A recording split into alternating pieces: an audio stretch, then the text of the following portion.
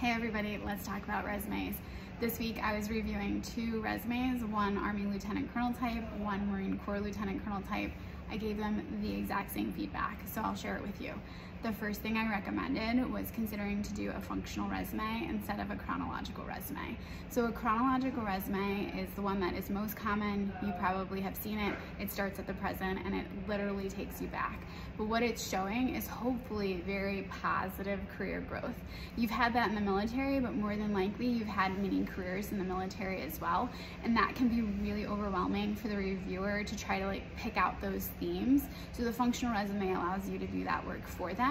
So an example of that is you might have a section on leadership, and in that leadership section you're putting in command assignments, and in those command assignments you're highlighting the people management that you've had, the ability to oversee large budgets, and then maybe you've worked in the G1 or the S1 or the J1, so you have a lot of human resources experience. You're having a section for that.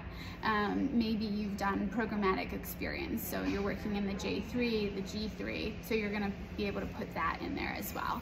Now, I just did it, but the second thing I want to call out is the curse of knowledge, which is a cognitive bias in psychology that says the person who has the knowledge falsely assumes that everyone else has equitable or equal knowledge to them. And that means that the person who has the curse of knowledge is using jargon, they're using acronyms, and it really leads to a breakdown in communication because the person who's receiving the information has the unfortunate burden of having to go do research, having to ask, or just maybe assuming that they understand and they really don't. And this can lead to some really awkward situations, potentially even in the interview phase, and I can give you an example. But what you want to know is the curse of knowledge really leads to a lot of frustration as well, because the person who's sharing the knowledge, often it's so inherent to them that they don't know how to break it down succinctly and quickly for the other person. And I can give you an example.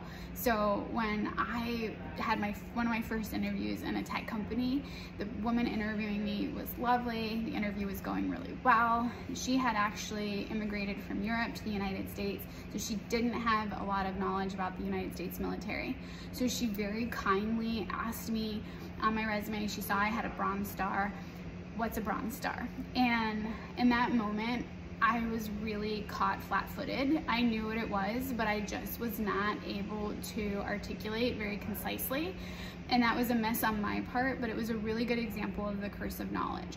So the way to get ahead of the curse of knowledge is to go through your resume, and if there's anything that's very specific to the military language, and I love military acronyms, everyone knows that, but to ask somebody to maybe go through it who's not in the military, highlight them, and then make the time up front to convert them to civilian language, or to have analogies or examples that you could potentially explain what that means.